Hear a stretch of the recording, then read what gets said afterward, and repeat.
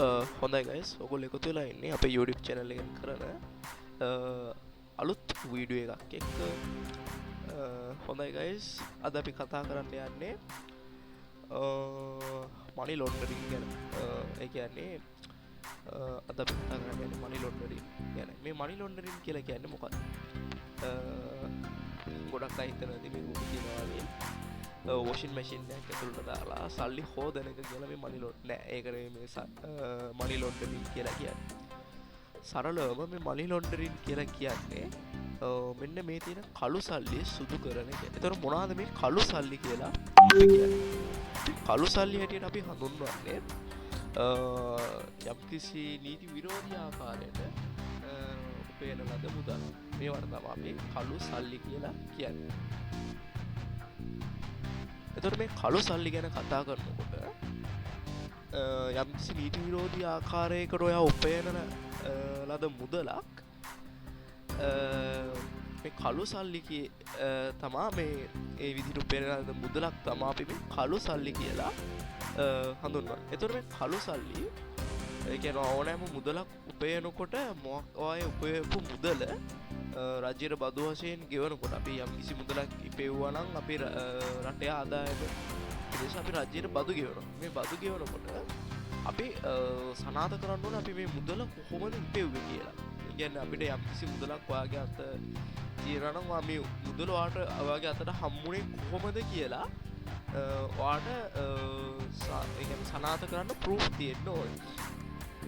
එතකොට දැන් මේ විදිහට දැන් මොකක් හරි නීති විරෝධී ආකාරයකට මේ මුදල උපයලා තියෙනවා නම් ඒ මුදල උපයපු ආකාරය ගැන ඔයාලට ඇත්තටම කියන්න බෑනේ කාටවත්. කියන්නේ හොරකම් කරලා සල්ලි හම්බ කරා නම් ඒක ඔයාලට කාටවත් කියන්නේ මම මේ බැංකුවෙන් මේ හොරකම් කරපු සල්ලි තමයි මේ තියෙන්නේ කියලා ඔයාලට කාටවත් කියන්න බෑනේ. එතකොට ඔන්න ඕකට එක ට්‍රික් එකක් විදිහට පාවිච්චි කරනවා මෙන්න මේ money laundering කියන concept එක. සරලවම කිව්වොත් නීති විරෝධී මුදල් නීති මේ කරන නීති විරෝධී දේවල් නීති මේ කරන විදිහට තමයි මේ money laundering කියලා කියන්නේ. මම පුංචි උදාහරණයක් කියන්න මේ කොරියාවේ සිද්ධ වෙච්ච කතාවක් මේක. කොරියාවේ තිබ්බ එක money laundering concept එක. මේ money laundering concept එක තමයි මෙන්න මේ විදිහට ලක්ෂරි එක බිල්ඩින් එකක මෙන්න මේ විදිහ ලක්ෂරි මේ ඒ බිල්ඩින් එක කියලා මම කියන්නේ මෙන්න මේ විදිහක ලක්ෂරි බිල්ඩින් එක කාමරයක්. මේ කාමරය ඇවිලා එපාර්ට්මන්ට් එකක්. මෙන්න මේ විදිහට ලක්ෂරි එපාර්ට්මන්ට් එකක්. එහෙම නැත්නම් හොටෙල් රූම් එකක්, හොඳ ලක්ෂරි හොටෙල් රූම් එකක් වගේ හදපු එපාර්ට්මන්ට් එකක් තියෙනවා. එතකොට දැන් අපි හිතමුකෝ ඩ්‍රග් ඩීලර් කෙනෙක් වේවා මොකක් හරි නීති විරෝධී ආකාරයට ඔයා හම්බ කරපු මුදලක් තියෙනවා නම් ඔයාට පුළුවන් මෙන්න මේ ඔයාට පුළුවන් මේ හොටෙල් එකේ තියෙන එක එපාර්ට්මන්ට් එකක් බයි කරන්න.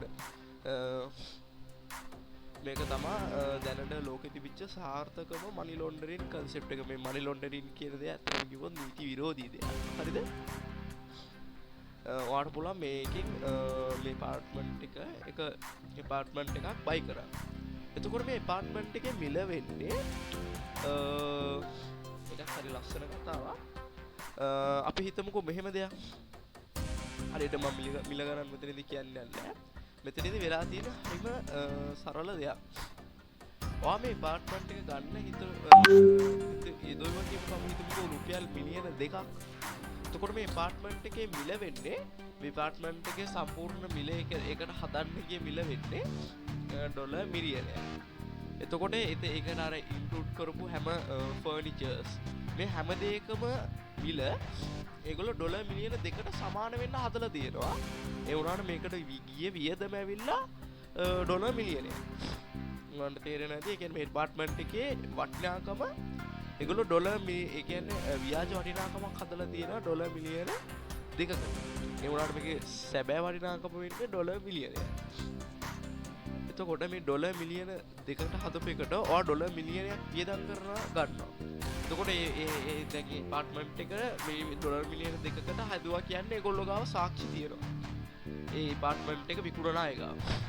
මේගොල්ලෝ මේක මනි ලොන්ඩරින් කන්සෙප්ට් එකක් විදිහටම තමයි මේක විකුණන්නේ. එතකොට දැන් වාගාව තියෙනවානේ මේ නීති විරෝධී විදිහට හම්බ කරපු ඩොලර් මිලියන 2. මේ ඩොලර් මිලියන 2 දුන්නාට පස්සේ ඒගොල්ලෝ ඩොලර් මිලියන 2කින් ඔයාට ඇපාර්ට්මන්ට් එක හම්බ වෙන ඩොලර් මිලියන 1. ඇපාර්ට්මන්ට් එක ඔයාට හම්බ වෙනවා. ඒ වගේම ඒගොල්ලෝ ඩොලර් මිලියන 2 ඉතුරු වෙච්ච මිලියනේ තියනවා නේද? ඒ මිලියනේ ඒ ඇපාර්ට්මන්ට් එක හදපුවයි තියනවා. එතකොට ඔයා බලන්න ඇති දැන් මගේ අතේ තිබ්බ ඩොලර් මිලියන 2ක්. මම මේ ඩොලර් මිලියන 2ම නීති විරෝධී විදිහට හම්බ කරපු ඩොලර් මිලියන 2ක්.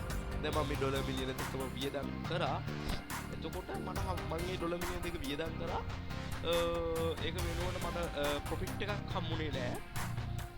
මට හම්බුනේ ඩොලර් මිලියන 1 ඇපාර්ට්මන්ට් එකක් විතරයි.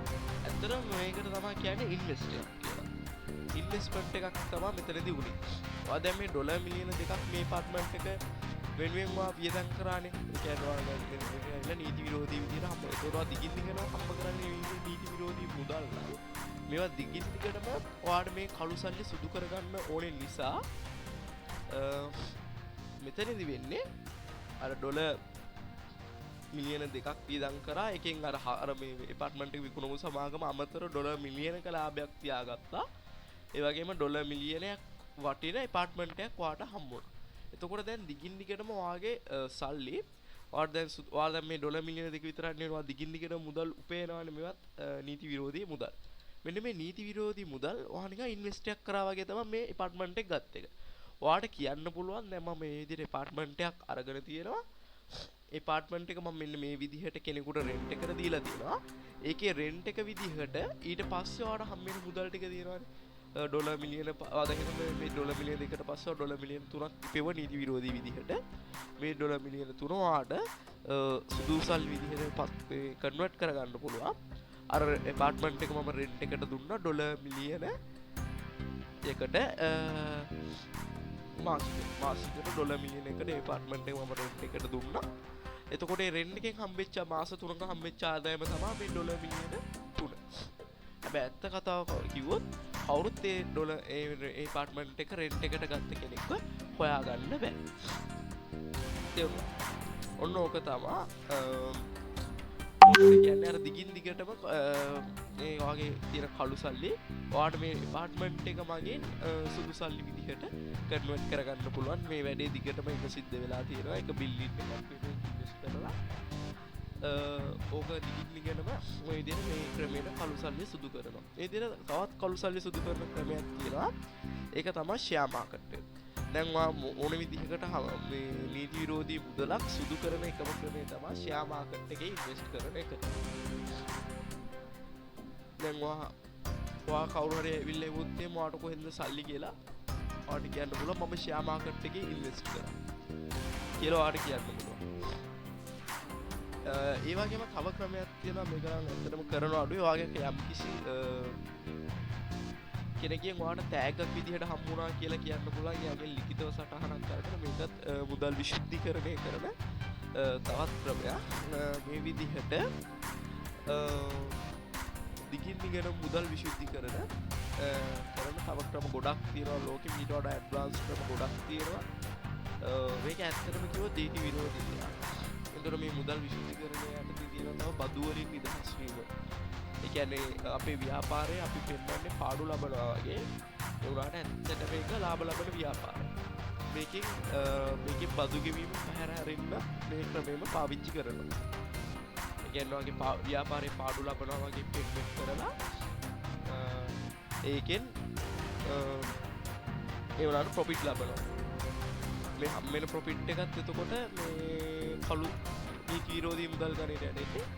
ඒකත් ඔයගොල්ලෝ ෂෙයා මාකට් එකේ හරි මේ විදිහට මනි ලොන්ඩරින් කන්සෙප්ට් එකක් ඇප්ලයි කරලා ඒ සල්ලි සුදු සල්ලි කරගන්නවා. ඒ කියන්නේ නීති විරෝධී මුදල් නීතිමය මුදල් බවට පරිවර්තනය කරගන්න. ඕක තමයි ඇත්තටම මේ මනි ලොන්ඩරින් කියලා කියන්නේ. ඔන්න මේ වගේ තවත් ටොපික් ගැන දැනගන්න කැමති නම් channel එක subscribe කරන්න. එහෙනම් thank you. Goodbye.